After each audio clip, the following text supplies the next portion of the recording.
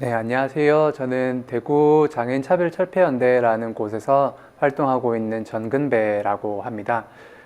오늘 이제 같이 이야기를 나누어 보려고 하는 주제는 앞에 보이시는 HIV 감염인 PL이라고 이제 말씀드리겠습니다. PL 분들의 장애 등록에 대해서 그에 관한 고민들을 같이 나누기 위해서 자리에 섰습니다. 저는 우선 제가 일하고 있는 단체에 대해서 먼저 소개를 드리고 싶습니다. 제가 활동하고 있는 장애인차별철폐연대라는 곳은 기본적으로 장애를 가진 시민이 인간으로서의 권리를 다양하게 누리면서 동등한 이 사회 구성원으로 살아갈 수 있어야 된다라는 고민에서 여러 활동들을 펼치고 있는 단체입니다. 여기 앞에 보실 때 맨 위에 있는 이 영정들이 많이 놓여져 있는 사진은 대구에서 희망원이라는 이 시설에서 죽어갔었던 많은 이 시설에 수용되어 있었던 장애인 분들의 넋을 기리면서 더 이상 한국의 장애인 복지 정책이 수용시설이나 아니면 뭔가 지역사회에서 격리된 방식으로 더 이상 진행이 되어서는 안 된다. 같이 지역사회에서 일원으로 살아갈 수 있도록 지원하는 체계가 필요하다라는 것들, 그런 탈시설 권리들을 주장하고 있는 이 모습이고요. 그 옆에 보시면은 국회 앞에서 이 장애등급제가 폐지되고 난 이후에도 이 관련된 예산들이 제대로 확보되지 않는 문제 때문에 이 장애인 당사자들과 같이 투쟁하고 있는 모습입니다. 그리고 이 외에도 이제 지역에 행진을 하면서 4월 20일 장애인 차별 철폐의 날을 맞아서 함께 살자 대행진을 펼친다던가 아니면 이 장애인 활동 지원 제도라고 하는 장애인이 생활하는 데 있어서 꼭 필요한 제도들의 문제들을 개선하기 위한 활동이라던가 버스를 타기 위해서 이 휠체어를 이용하는 장애인의 경우에는 저상버스라는 뭔가 더 보편적인 수단이 필요한데 이런 버스들을 새롭게 도입하는 운동이라던가 이런 것들을 하고 있습니다. 그리고 장애 문제뿐만이 아니라 이 다양한 소수자 문제에 대해서도 같이 연대를 하기 위해서 노력을 하고 있습니다. 그래서 대구에서 있는 이 퀴어 문화 축제에 지지 기자회견을 한다던가 실제로 참여해서 함께 행진한다던가 하는 활동들도 해오고 있습니다. 이렇게 이 활동을 하고 있는 것에는 몇 가지 이제 기본적인 저희의 관점이 있기 때문인데요. 먼저 첫 번째는 장애인이 겪는 문제를 이 개인의 문제라고 저희는 생각하고 있지 않습니다. 그래서 이 장애라는 것이 개인의 문제가 아니라 사회의 문제다라고 생각하고 있습니다. 조금 예를 들어 본다면 얼마 전에 투표가 있었지 않습니까? 그 투표가 있었을 때에 예를 들어서 휠체어를 사용하는 분이 투표소에 갔을 때 투표소가 그 건물의 3층에 있다라고 생각을 해보면 이 관련된 엘리베이터라든지 여러 편의시설들이 필요하게 됩니다. 근데 이 휠체어를 이용하시는 분이 이 방문한 투표소에 계단만 있고 엘리베이터가 없다라고 생각을 한다면 이분은 투표를 할 수가 없습니다. 투표소에 접근이 안 되는 것이지요. 이 문제에 대해서 이때까지 사회는 이 장애인이 계단을 올라갈 수 있도록 장애를 극복해서 재활을 할 수 있도록 또는 치료를 할 수 있도록 그래서 본인이 갖고 있는 몸의 상태가 극복되는 방식으로 계속 요구를 해왔었습니다. 그래야 투표라는 하나의 권리를 행사할 수 있는 것으로 얘기를 해왔던 거죠. 근데 저희는 그 문제가 아니라 지금에 있는 사회 그 속의 건물이 보다 보편적인 방식으로 설계가 되면 된다. 그래서 휠체어를 이용하는 분들에게 엘리베이터라든지 관련된 적정한 편의들이 제공되면 된다. 그게 이 사람들이 받아야 될, 우리가 받아야 될 정당한 권리다라는 방식으로 사회의 문제로 계속 제기를 하고 있습니다. 조금 더 확장해서 이 문제를 본다면은 단순히 휠체어를 이용하시는 분만이 존재하는 것은 아니고 다양한 몸의 차이를 가진 분들이 존재합니다. 조금 더 느린 학습의 형태를 갖고 있는 분들도 있고 또는 이 청력이 아니라 다른 방식으로 이제 사회와 소통하는 분들도 있습니다.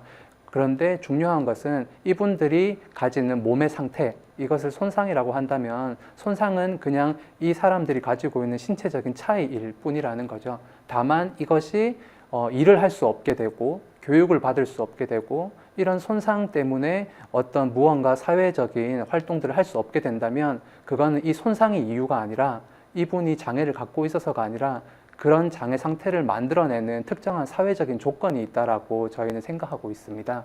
그래서 중요한 것은 이 사람의 몸을 변형시키는 것이 아니라 이 사람의 몸의 상태를 무시하고 극복하라고 하는 것이 아니라 이분들을 둘러싸고 있는, 몸을 둘러싸고 있는 사회 구조, 그리고 사회 문화, 사회적인 관계, 태도, 이런 것들이 바뀌어야 된다라고 저희는 생각하고 있습니다.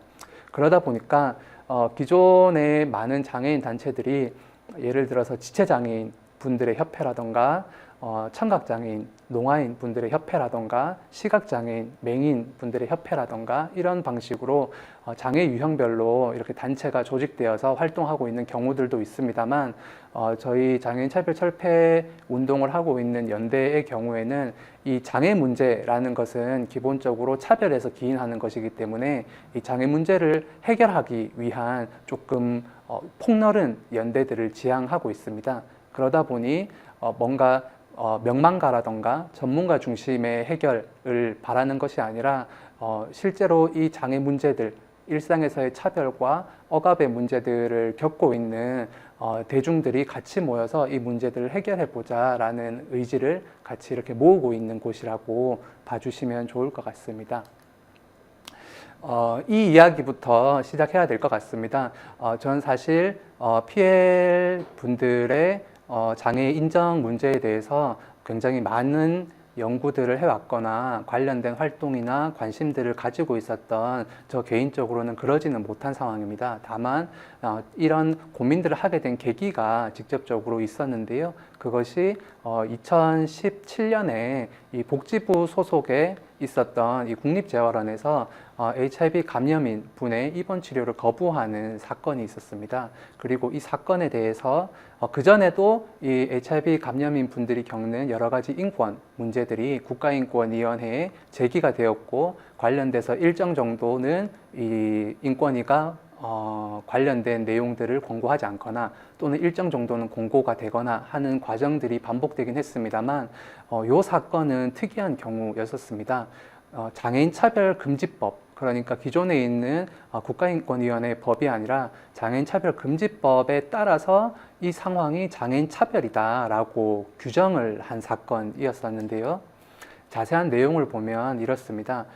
장애인 차별 금지법에는 여러 가지 부문별로 의료, 교육, 고용, 일상생활의 어떤 재활용력의 이용 이런 부분들에 있어서 장애를 이유로 한 차별을 금지하고 있습니다. 여기에서 이 진정인이 겪었었던 이 차별의 유형이 장애인 차별이다라고 해석을 한 거죠. 그 이유가 뭐냐면 피해자는 면역력이 떨어져서 시력을 잃고 편마비가 생겨나고 있는 신체적인 손상 상태를 겪고 있었고 이 사람에 대해서 국립재활원이 피해자 입원을 거부한 것은 이 질병에 대한 지식과 진료 경험이 없음으로 인해서 막연한 공포 그리고 HIV라는 특정한 이 질병을 피하려는 의료기관의 잘못된 이 정책이다, 잘못된 관행이다라고 하는 것을 분명하게 짚은 것인데요. 이 내용에 보면 이 모든 HIV 감염인 그리고 에이즈 환자를 장애인 차별금지법상 여기에서 말하는 장애인으로 볼 수 있냐에 대해서는 조금 더 검토가 필요하지만 적어도 이 사건의 피해자의 경우에는 장애인 차별금지법 상의 장애인으로 볼 수 있다라고 이야기를 합니다. 그래서 이 장애인 차별금지법에 따른 장애인이 의료차별을 당한 것으로 이제 해석을 하고 국가인권위원회에서 관련된 이 재발방지 대책 그리고 입원 조치를 취할 것 등등을 이제 권고하게 되는 사건이었습니다. 이 사건에 대해서 이제 장애계, 제가 장애계라고 하면 기존에 이제 저희 연대를 포함해서 기존의 장애인 단체들에서는 이제 고민을 할 수밖에 없는 지점들이 왔다라고 저는 생각을 하고 있습니다. 그러면은 이 부분들은 지금의 장애 정의, 장애인, 장애는 어떤 것이다 라고 분류하고 있는 지금 우리나라의 법적인 체계 안에서 이 PL 분들이 겪고 있는 장애에 대해서 어떻게 다룰 것인가를 같이 고민해야 되는 순간들이 계속 나타났었고, 과거에도 지금은 좀 더 직접적인 형태로 하나의 장애인차별금지법이라고 하는 이 법률에 적용이 되는 이 첫 사례까지 나오게 된 상황인 거죠. 그러면 어떻게 우리나라가 앞으로 장애 정의에 대한 내용을 다시 검토하고 설계해야 되는가를 고민해야 되는 시점에 왔다라고 생각을 하고 있습니다. 우리나라는 굉장히 다양한 영역에서 다양하게 장애를 정의하고 있습니다. 하나의 통일된 어떤 이 국가적인 차원의 장애 정의가 있다기보다는 관련된 분야별로 이 법률에서 정하고 있는 장애에 대한 내용이 미묘하게 차이가 나고 있는 상황입니다. 예를 들어서 대표적으로 교육 부분에서는 장애인 등에 대한 특수교육법이 있습니다. 여기에서는 장애인뿐만이 아니라 특수교육 대상자라고 부르는 이 범주로 이제 장애인을 이제 범주화하고 있는데요. 여기에는 이제 특수교육을 필요로 하는 사람으로 선정된 경우가 여기에 속합니다. 시각장애라든지 청각장애라든지 보시는 지적장애, 지체장애, 정서행동장애 등등의 분들을 이제 이야기하는 것이지요.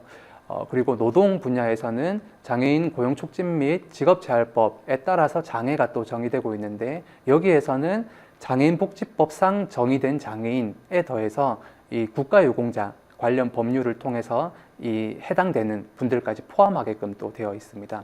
그리고 편의시설에 대해서 이제 주로 다루고 있는 이 장애인, 노인, 임산부 등의 편의 증진 보장에 관한 법률에 따르면 장애인 등의 범주에 속하는 사람은 장애인뿐만이 아니라 노인, 임산부 등 일상생활에 이동이나 시설 이용, 정보 접근에 불편을 느끼는 사람을 좀 포괄적으로 이야기를 하고 있습니다. 무슨 유형의 장애, 무슨 유형의 장애, 어떤 노인, 어떤 임산부라고 이야기하고 있는 것이 아니라 일상생활에 제약을 느끼는 사람이라고 하는 좀 더 포괄된 규정인 것이죠. 하지만 일반적으로 우리 사회에서 장애라고 했을 때 또는 이 법률적으로 보통 장애라고 했을 때에는 장애인복지법상의 장애가 가장 크게 적용되고 있는 내용입니다. 그래서 장애인복지법상의 장애는 조금 자세하게 볼 필요가 있는데요. 여기에서 이야기하는 장애인은 신체적, 정신적 장애로 오랫동안 일상생활이나 사회생활에서 상당한 제약을 받는 자를 이야기합니다.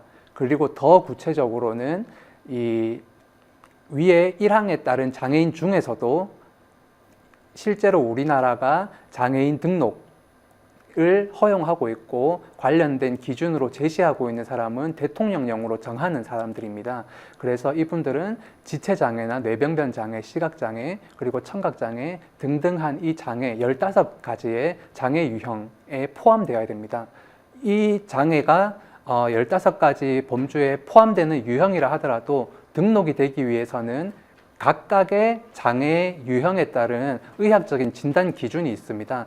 청력의 손실이 어느 정도 이상이어야 된다. 그리고 지체장애의 정도가 어느 정도 이상이어야 된다라고 하는 기준들이 다 있는 것이지요. 그래서 의학적인 기능평가, 그리고 의학적인 평가를 중심으로 우리나라의 장애인 복지의 기본 설계는 되어 있는 상황이라고 볼 수 있습니다. 그리고 앞서 말씀드렸던 장애인차별금지법의 정식 명칭이 장애인차별금지 및 권리구제 등에 관한 법률인데요. 인권 부분, 인권법입니다.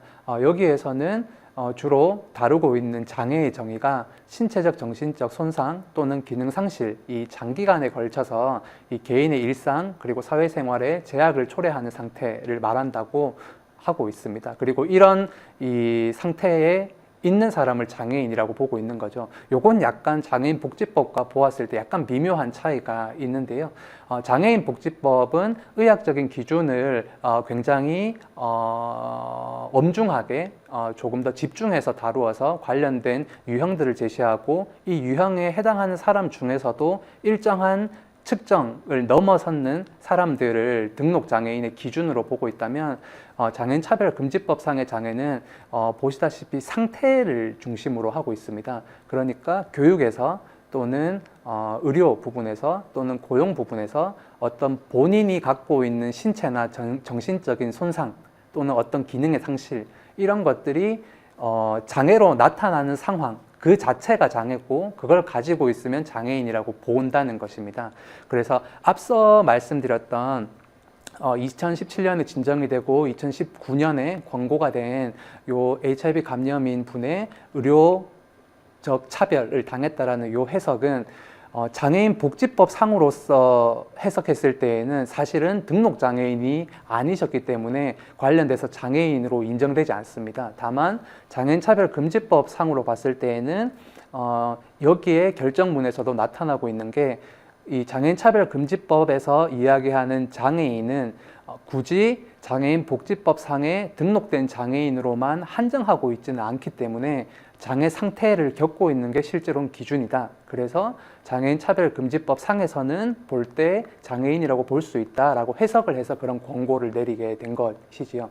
여기에서 앞으로 PL 운동에서 PL의 인권 또는 이제 HIV 감염인 분들의 인권을 어떻게 더 적극적으로 우리 사회가 고민하고 보장해 나갈 거냐라는 부분에서 우리는 두 가지 차원에서 접근을 같이 해야 되는 상황입니다. 첫 번째는 장애인 복지법은 그 이름에서도 보시다시피 사회보장적인 측면들을 다루고 있습니다. 보통 복지라고 이야기하는 것들이지요. 그래서 장애인 연금이라던가 수당, 그리고 관련된 사회 서비스, 그리고 관련된 어떤 직업 등등이 적극적으로 장애인들의 삶을 보장하기 위해서 어떤 국가적인 지원들이 되어야 하는가에 대한 내용들을 다루고 있다라면 장애인 차별금지법은 인권 부문으로서 주로 차별금지에 대한 내용들을 다루고 있습니다. 이런 차별하지 마라, 이런 차별하면 안 된다, 이렇게 차별당했을 땐 어떤 구제, 대책들이 있다, 이런 내용들을 다루고 있는 거죠. 이렇게 본다면 우리가 HIV 감염인의 장애 인정이라고 표현하는 것은 구체적으로는 두 가지 방향에서 같이 검토가 되어야 됩니다. 첫 번째는 장애인 복지법 상에 등록 장애인의 하나의 유형으로 들어가는 문제에 대해서 우리가 검토를 할 필요가 있고, 두 번째는 장애인 차별금지법 상의 장애인으로 HIV 감염인들이 겪는 장애, 차별에 대한 문제들이 어떻게 해석될 수 있을 건가에 대해서 이제 고민이 돼야 되는 필요가 있는 거죠. 우리의 지금 시점은 장애인 복지법 상의 HIV 감염인은 장애 등록이 이것을 HIV 감염 상태를 갖고 이제 그것이 등록 장애로 연결되고 있지는 않습니다. 다만 HIV 감염 상태로 인해서 이것이 어떤 기회 질환이라던가 여러 가지 이 추가적인 손상들로 이어졌을 때 그 손상의 상태가 앞서 말씀드린 지체장애나 시각이나 청각장애의 일정한 의학적 기준들을 넘어서는 상황이 되었을 때 그게 등록장애의 요건이 되기 때문에 일부가 등록될 수는 있다 하더라도 HIV 감염 상태가 곧 장애인 복지법상의 등록장애의 조건이 되고 있지는 않은 것이지요. 두 번째로 이 장애인 차별금지법 상의 장애는 이제 사례가 생긴 겁니다. 그전에는 등록장애인이 아닌 이제 HIV 감염인이 겪는 차별에 대해서 장애인 차별금지법상의 장애로 다루는 이제 경험이 없었다라면 이번 사례를 통해서 이 장애인 차별금지법상의 등록, 미등록 상관없이 HIV 감염인이 겪는 사회적인 차별, 일상생활에서의 차별이 장애인 차별금지법상의 장애인 규정에 포함되어서 차별로 다루어질 수 있다라고 하는 중요한 사례가 생겼다고 생각할 수 있을 것 같습니다. 이렇게 장애를 정의한다는 것은 몇 가지 이제 중요한 의미를 가지고 있습니다. 첫 번째는 이 장애를 무엇을 장애로 정의할 거냐에 대한 아주 근본적인 물음이 있고요. 그리고 두 번째는 어떻게 그 장애를 측정하고 분류할 건가에 대한 또 물음이 있습니다. 그리고 그거에 따라서 누구를 장애인으로 규정할 거냐에 대한 문제가 있고, 마지막으로는 이 규정된 장애인에게 누구에게 어떤 서비스를 얼마나 제공할 거냐에 대한 이 국가적인 검토가 필요한 상황입니다. 그래서 이 한 국가에서 장애를 정의한다는 것은 한 사회에 그 사람이 겪고 있는 장애에 대한 접근, 그리고 그것을 인식하는 것, 그리고 그것에 반응하는 태도, 그리고 정책 내용, 무엇을 보장하고 얼만큼 해야 되는가에 대한 보장 수준, 이런 것들과 굉장히 연관될 수밖에 없는 문제이기 때문에 이 자체로 굉장히 정치적인 과정이다라고 볼 수 있을 것 같습니다. 보건복지부의 정부의 입장에서 봤을 때 조금 거칠게 말씀을 드리자면 장애인 차별금지법은 예산을 수반하진 않습니다. 크게. 이 장애인 차별로 이 부분을 인정한다 하더라도 즉각적으로 어떤 예산들을 투입하거나 이런 것들이 요구되지는 않는 거죠. 인권법적인 차원이기 때문에. 물론 더 나아가면은 그것의 근거가 될 수는 있습니다만, 반면에 장애인 복지법상의 장애 유형이 더 확대되거나 이 유형에 들어올 수 있는 이 범주가 확대된다라는 의미는 즉각적으로 예산 수립을 해야 되는 이 대상의 범주가 늘어난다는 문제이기 때문에 통상적으로는 장애인 차별금지법상의 장애와 장애보다 이 장애인 복지법상의 장애인의 범주가 더 협소한 형태를 가지는 상황입니다. 하지만 이제 국제적으로 봤을 때에는 이 장애 정의를 굉장히 유연하게 역동적으로 바라봐야 된다라고 국제적인 기준들은 다 얘기를 공통적으로 하고 있습니다. 유엔 장애인 권리 협약에서는 장애의 정의를 점진적으로 변화하는 개념이다. 그리고 손상을 지닌 사람, 그 손상뿐만이 아니라 그것으로 인해서 이 사람이 사회에 참여하는 것에 저해하는 태도나 어떤 환경적인 장벽 을 느끼고 있다면 이런 상호작용으로부터도 장애라는 것이 나타날 수 있다라는 이야기를 하고 있습니다.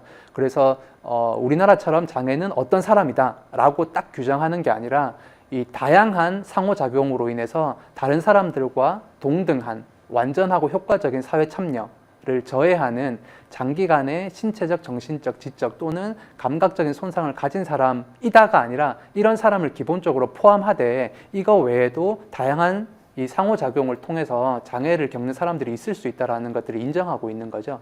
그래서 우리나라도 장애인 권리 협약을 비준하고 있는 나라이긴 합니다만 이 유엔 장애인 권리 협약에 따른 이 관련 위원회에서 계속 우리나라에 주문하는 것은 우리나라의 장애인 복지법상의 장애 정의가 너무 협소하다.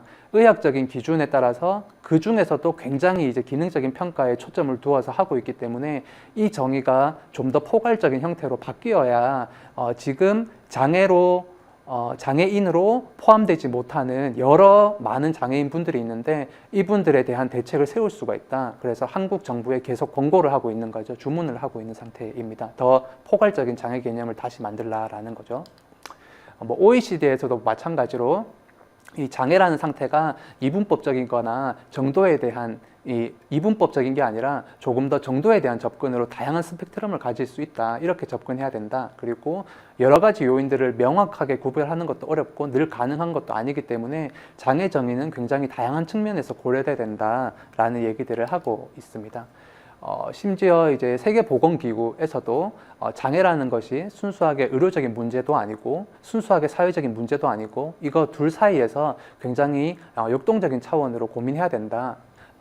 이렇게 본다면 HIV 감염인 분이 실제로 지체장애 상태나 청각, 시각장애 상태가 이 청력 손실이 오거나 시력에 손상이 와서 되는 상태뿐만이 아니라 HIV 감염이라는 신체적인 상황이 생겼을 때 그 아주 충분히 잘 관리되고 있다라고 하더라도 그 상태로 인해서 굉장히 사회적인 억압과 차별, 편견에 놓일 수 있기 때문에 그 상태 자체가 신체적인 손상에서 기인한 거라면 이 장애로 봐야 된다라는 부분들을 계속 이야기하고 있는 거죠. 이거는 조금 2010년도 자료이기는 합니다만 지금도 여전히 큰 변화가 있는 것은 아니기 때문에 갖고 와봤습니다. OECD 국가에서 이 20세에서 64세 장애인 출연율을 이제 통계를 갖고 온 것인데요. 여기 내용을 보시면 저기 코리아라고 되어 있는 한국 부분이 아주 현저하게 OECD 국가에 비해서 낮은 걸로 이 부분을 알 수 있습니다. 이렇게 된 이유가 우리나라의 이 장애인의 인구가 적어서 그런 것이 아니라 다른 이제 국가들 보통 복지나 인권의 비교적 선진국이다라고 하는 나라들의 경우에는 이 장애 상태를 굉장히 포괄적으로 정의를 하고 있다라는 것이죠. 근데 그에 반면에 한국 같은 경우에는 아주 이제 그 병원에서 의학적인 기준만을 갖고 그 중에서도 의학적인 기준 중에서도 일정한 범주 측정 이상이 되는 사람들만 아주 협소하게 정의를 하고 있기 때문에 이렇게 등록된 인구가 다른 나라에 비해서 훨씬 적을 수밖에 없고, 이렇게 훨씬 적어지는 것이 더 중요한 이유는 이 관련된 장애인에 관련된 정책과 예산의 수준이 OECD 국가 대비해서 굉장히 낮은 수준이다라는 이유는 이 장애를 좀 더 포괄적이고 보편적인 상태로 인정해서 접근하는 게 아니라 아주 특수한 일부 집단의 문제로 계속 갖고 오고 있기 때문에 그런 측면들도 있습니다. 그래서 장애 정의가 더 보편적으로 인정되고 좀 더 포괄적으로 개념화된다는 것은 이 단순하게 어떤 분들이 장애 등록의 범주로 들어온다라는 의미를 넘어서서 장애 정책을 보다 인간의 다양성 측면에서 굉장히 보편적으로 접근하고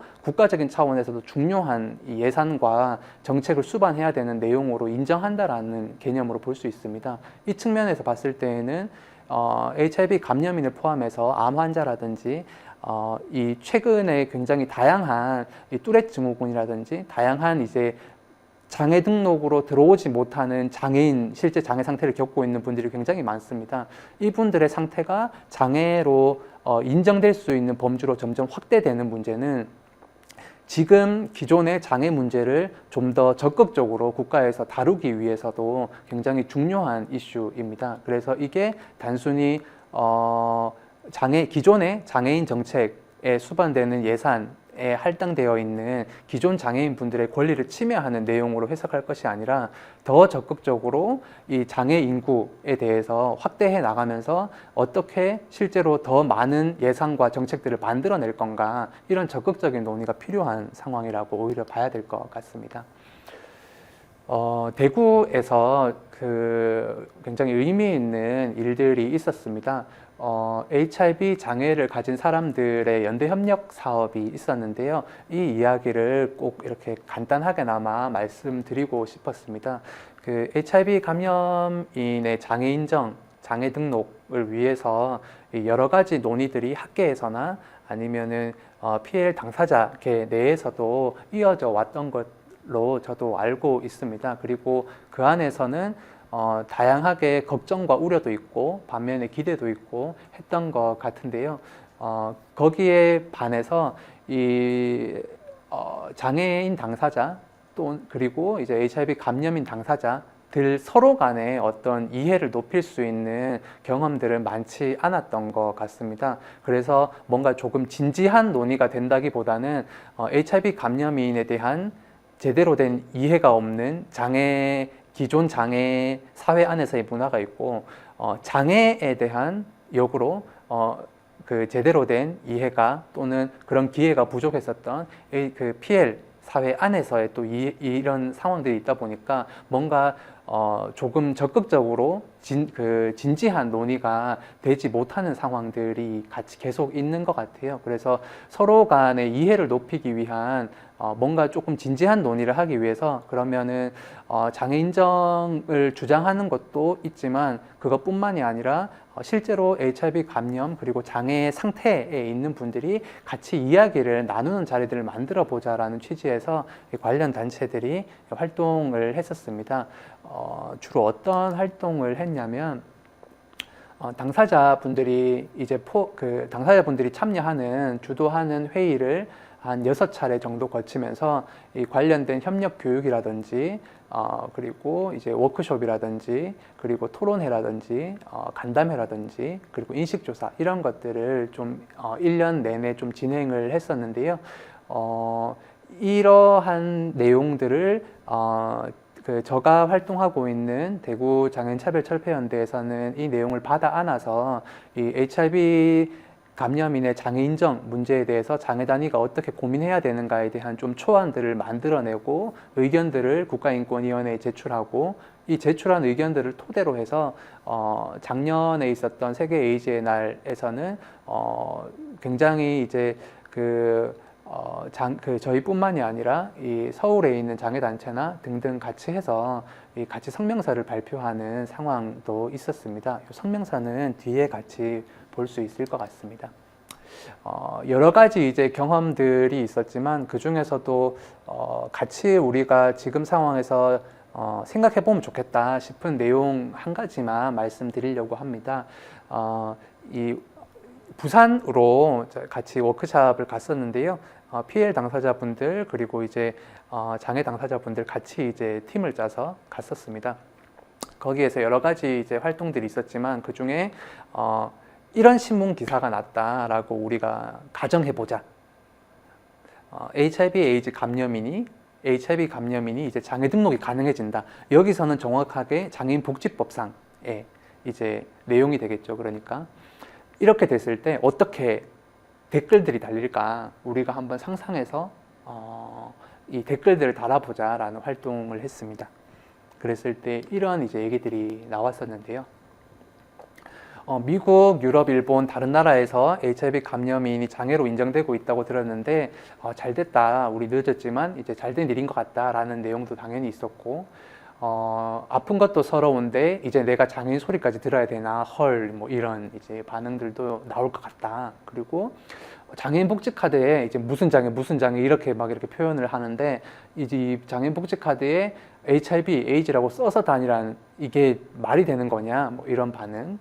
그리고 지금 장애인들 그러니까 지금 등록된 장애인들이 우리 이제 감염인을 같은 동료로 받아줄까요? 라고 하는 걱정들. 그리고 지금 장애인들도 예산이 없는데 이 PL까지 들어오면 복지 더 줄어드는 거 아니냐라는 우려들. 그리고 에이즈가 어떻게 장애냐? 장애인인 것도 모자라서 이제 그런 소리까지 우리가 들어야 되냐? 이런 이제 이야기들이 있었죠. 그리고 뭐 나라가 망조가 들었다거나 내가 내는 세금이 왜 이런 데 쓰이냐거나 이런 동성애에 대한 혐오 이야기들 이런 것들까지 같이 있었습니다. 그래서 이것들을 보면서 우리가 같이 공감했던 것은 이 HIV 감염인의 장애 등록, 장애 인정 문제에 대해서 우리가 서로 고민할 때 기대가 있을 수 있고 여러 가지 차별, 혐오, 걱정 또는 알지 못함에서 오는 여러 가지 이 요소들이 짬뽕이 되겠다라는 것을 서로 공감했어요. 그렇다면 중요한 것은 여기에 이 당사자인 1차적인 당사자인 지금의 장애인으로 묶여져 있는 장애계 그리고 HIV 감염인 PL 인권운동을 하고 있는 그리고 인권운동을 직접 하고 있지는 않더라도 PL 분들 이 양자 간에 서로가 서로에게 오해와 혐오와 편견 같은 것들이 없는 최대한 없어지게끔 하는 이 과정들이 아주 중요하긴 하겠다라는 이제 생각들을 나누었던 것 같습니다. 왜냐하면 이런 논리들이 합쳐져서 결국에는 지금 장애인 그리고 PL이 겪고 있는 문제들을 제대로 보지 못하게끔 할 수 있기 때문에 적어도 우리 내부에서의 혐오와 차별들을 최소화시켜 나가는 노력들이 동시에 필요하겠다라고 공감을 했던 거죠. 이런 인식조사를 이제 대한 에이즈 예방협회 대구 경북 지회에서 진행을 했었는데요. 짧게 이제 말씀드리겠습니다. HIV 감염인 이제 102분을 이 대상으로 참여해 주셔서 진행이 되었었는데요. HIV 감염인 에이즈 환자가 신체적, 정신적 손상으로 일상생활이나 사회생활에 제약을 받고 있다고 생각하냐 했을 때 10명 중에 7분 정도는 이제 그렇다라고 말씀을 하신 거죠. 그리고 감염인 환자에 대한 차별이 어느 정도냐고 여쭤봤을 때에는 예상하시다시피 이제 매우 심하다, 어느 정도 있다. 그러니까 심하지 않다라고 대답한 경우가 거의 없는 상황입니다. 그러면 이 문제가 장애인 차별금지법에 이제 이야기를 조금 꺼내려고 하다 보니 이걸 먼저 여쭤봤던 거예요. 이 장애인 차별금지법의 내용을 어느 정도 알고 계십니까? 라고 여쭤보니 충분히 알고 있다는 경우는 아주 적었고 어느 정도 알고 있는 경우는 한 10명 중에 4분 정도 그리고 한 절반 정도는 별로 아는 것이 없거나 전혀 아는 것이 없는 상황으로 나타났습니다. 그러니까 그만큼 이렇게 와닿는 법률은 지금 아닌 상황이고 인식이 그렇게 되어 있지는 않은 상황인 것 같아요. 앞으로 이제 감염인 에이즈 환자가 이 장애인 복지 정책을 몇 가지 설명드렸어요. 뭐 연금이라든지 수당이라든지 등등 이런 복지 정책에 포함되는 거에 대해서 어떻게 생각하냐고 여쭤봤을 때에는 필요하다고 말씀하신 경우들이 이제 10명 중에 한 8분 정도였던 것 같아요. 다만 여기에 참여하신 분들이 어느 정도의 대표성을 가질 수 있을 거냐는 조금 고민이 필요하겠습니다만 어쨌든 아주 과거 90년대에 비해서 점차 이 장애 정책에 대한 어떤 연관성들이 조금은 더 인식이 확장되고 있는 거 아닌가라는 짐작을 조심스럽게 해봤습니다. 반면에 이 장애인 차별 금지법 이게 사례가 이제 나타나서 그런지 이 장애인 차별 금지법 상에 이제 포함되는 거에 대해서는 어떻게 생각하시냐 여쭤봤을 때에는 10명 중에 9분 이상이 포함되는 게 필요하다라고 이제 말씀하셨던 거죠. 그만큼 사회보장 영역에 앞서서 이 기본적인 차별금지 영역에서의 이 인권보장 전략이 필요하다, 인권보장 대책이 필요하다라는 거를 굉장히 잘 느낄 수 있는 대목이었던 것 같습니다. 그리고 이제 다른 나라들 같은 경우에 이 HIV 감염인을 장애인 정책에 포함하는 이제 상황인데 우리나라는 장애인 등록 제도가 있기 때문에 이 장애인 등록이 필요하다고 보냐라고 여쭤봤을 때에는 이렇게 여쭤봤을 때에는 이렇게 또 더 많은 수의 분들이 필요하다라고 말씀을 해주셨어요. 그래서 지금 HIV 감염인 분들이 겪고 있는 차별과 억압 그리고 편견 그리고 이 혐오의 문제들을 어떻게 국가적인 차원의 이 나의 개인의 문제가 아니라 이 사회 공통의 문제로 이슈화를 시키고 실제로 어떤 인권 보장의 방향들을 잡아 나갈 건가에 대해서 우리는 많은 이제 논의들을 더 많이 해 나가야겠습니다만 그리고 그 가운데에서 어떤 독립적인 특별한 이 PL 인권법이 필요한지 아니면은 장애인 복지법 장애인 차별금지법으로 포함시키는 적극적인 전략들이 필요한지 우리는 더 많은 논의들이 필요한 상태입니다. 다만 이 논의들을 시작하기 위해서는 이미 시작은 됐죠.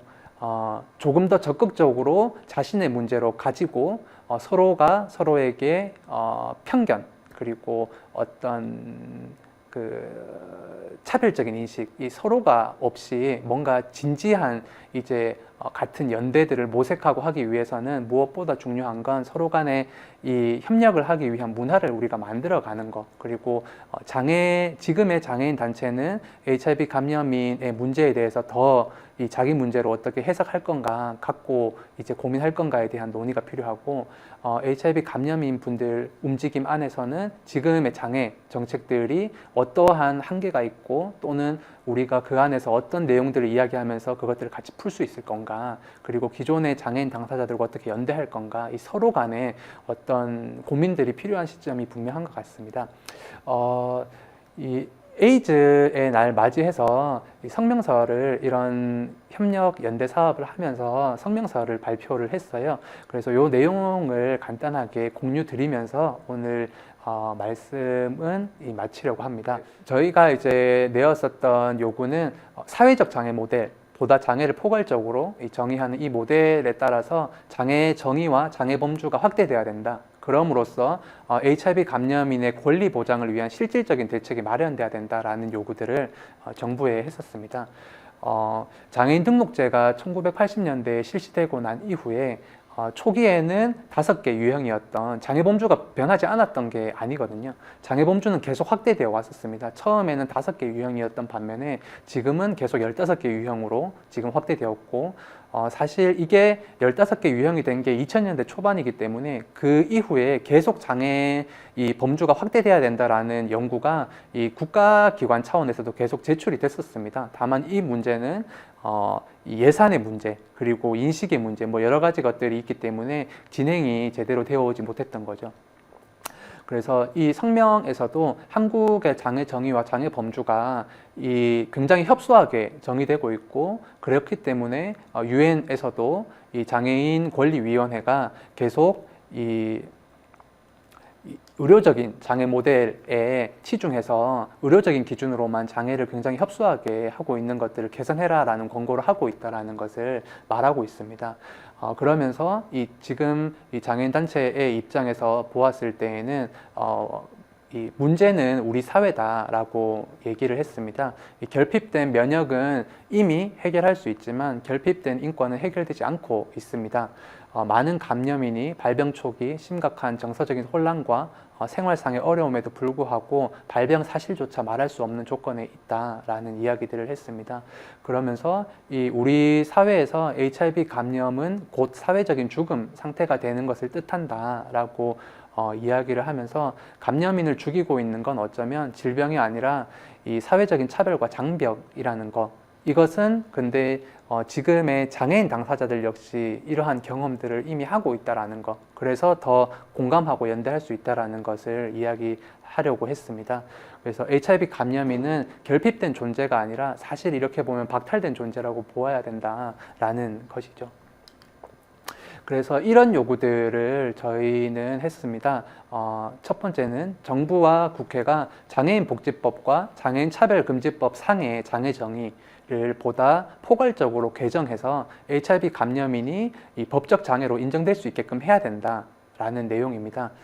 그리고 두 번째는 지금 정부와 국회가 지금 장애인 차별금지법을 개정함으로써 이 HIV 감염인이 겪는 다양한 형태의 차별 경험들, 지금의 장애인 차별금지법만으로 이 모든 유형의 이 HIV 감염인이 겪는 차별의 문제가 이야기되지 못할 수 있습니다. 왜냐하면 장애인 차별금지법이 만들어질 당시에 이야기되었었던 차별의 경험은 HIV 감염인이 겪는 약간 다를 수 있는 또는 전혀 색다른 내용 차별의 경험들이 얘기가 되지 않은 과정이었었거든요. 그렇기 때문에 장애인 차별금지법 상의 차별, 이건 차별이야 또는 이런 정당한 편의가 제공돼야 돼 라고 하는 내용에 HIV 감염인의 차별의 경험들이 더 포함돼서 이 차별금지법이 개정돼 줘야 되는 흐름에 있습니다. 그렇게 개정해야 된다는 것이고요.